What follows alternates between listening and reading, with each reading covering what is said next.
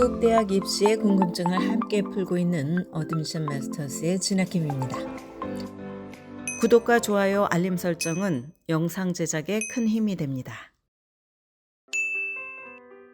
아시안 학생이나 학부모라면 미국의 명문대학 입시가 아시안에게 불리하다는 이야기를 가끔 들어봤을 것입니다.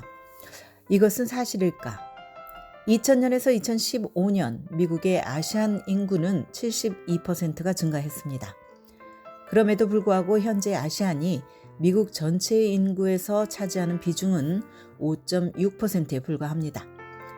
그러나 미국에 있는 최고의 대학들을 조사해보면 아시안 학부생의 비중이 미국의 아시안 인구 비율보다 4배에서 6배까지 높다는 것을 알게 될 것입니다.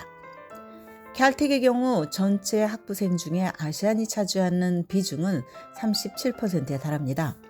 UC 버클리와 카네기 멜론, MIT에서 아시안 학생의 비율은 각각 35%, 31%, 30%입니다. 30% 이상까지는 아니어도 UCLA나 존스 홉킨스, 라이스 대학 역시 각각 28%, 27%, 26%의 비중을 아시안 학생이 차지하고 있습니다. 펜실베니아와 스탠포드, 프린스턴 대는 각각 25%, 23%, 22%의 아시안 비율을 보이고 있습니다.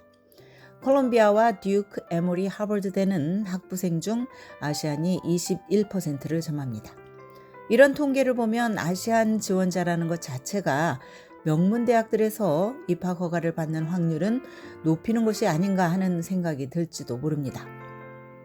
그러나 많은 자료와 증거들을 깊이 들여다보면 현실에서 아시안 아메리칸 학생들이 명문대에 합격하는 것은 더욱 어렵고 치열하다는 결론에 이르게 됩니다. 이런 결론을 뒷받침할 만한 증거들을 살펴보겠습니다.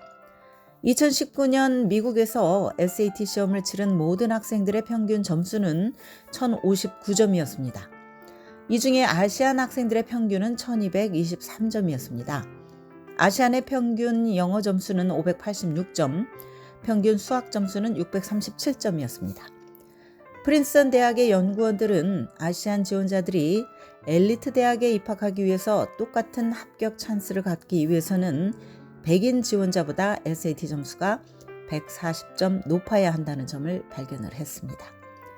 프린스턴 연구원들은 이것을 대입 지원에서 필요한 아시안 세금이라고 명명을 했습니다. 잘 알려진 2005년의 한 연구도 같은 내용을 보여줍니다. 만약 인종 요소가 입학 심사의 고려 대상에서 제외된다면, 즉 affirmative action이 없다면 여러 엘리트 대학들에서 아시안의 합격률은 약 6%포인트 이상 높아져서 가장 큰 수혜자는 아시안 학생이 된다는 것입니다. 이처럼 아시안에 대한 편견과 비공식적인 쿼터가 부정적인 요소로 작용을 하면서 명문대학들에 지원하는 아시안 학생들은 다른 인종보다 더욱 강력한 지원서를 갖춰야 하게 되었습니다. 엘리트 대학의 입학생들 평균 점수가 아시안 지원자들에게는 통하지 않게 된 것입니다. 예를 들어서 다른 인종의 학생은 자신의 SAT 점수가 입학생 평균 50%에 들면 합격 가능성이 높다고 생각할지 모릅니다. 그러나 아시안 학생은 이보다 높은 퍼센타일, 예를 들면 75%이 이상이 되어야 합격권으로 보는 것입니다. 엘리트 대학들의 입학 사정에는 꽤 주관적인 요소들이 작용을 합니다. 전 세계의 다른 대학들보다 소프트 요소라고 하는 것들을 더욱 관심 있게 보는 것으로 알려져 있습니다.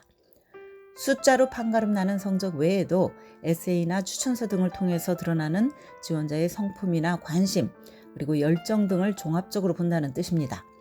결과적으로 아시안 학생들은 전방위적으로 소프트 요소들을 개발을 하고 또 이것이 돋보이도록 하는데 더 많은 노력을 기울여야 할지 모릅니다.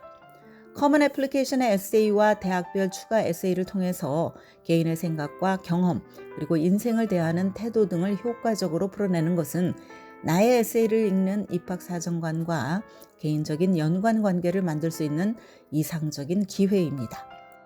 예를 들어서 콜롬비아 대학은 지원자가 좋아하는 책이 무엇인지 질문을 하고, 또 스탠포드 대학은 미래의 룸메이트에게 보내는 편지를 써달라고 요청을 합니다.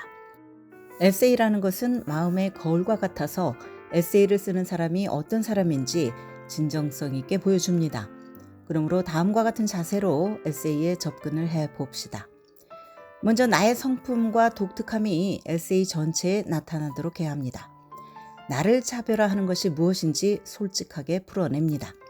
진부하게 들릴지는 모르겠지만 사실상 가장 중요합니다. 다음은 배움에 대한 나의 뜨거운 열정을 논하는 것입니다. 내가 밤늦게까지 무언가를 배우고 싶어서 깨어있다면 그것은 무엇인가? 여가 시간에 어떤 배움을 추구하는가? 내가 좋아하는 팟캐스트나 웹사이트, 그리고 책이나 전기 간행물 등이 있는가? 세 번째는 사회에 대한 관심과 기여입니다. 나의 재능을 이용해서 커뮤니티를 어떻게 돕고 싶은가? 미래의 나는 어떤 방식으로 사회에 기여하고 싶은가? 다음으로는 나의 가치관을 설명을 합니다.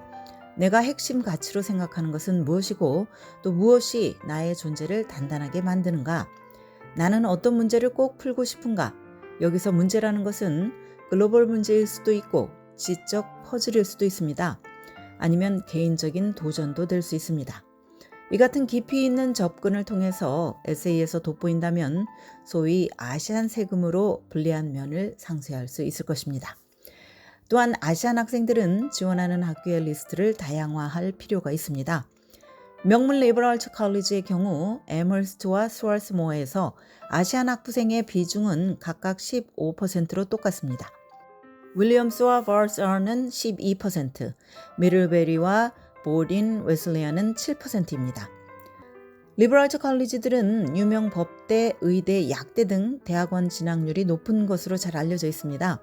또 명문 공립대학들은 사립대학보다 공식에 기반한 입학 사정을 하는 경향이 있음으로써 아시안 지원자들에게 다소 유리할 수가 있습니다.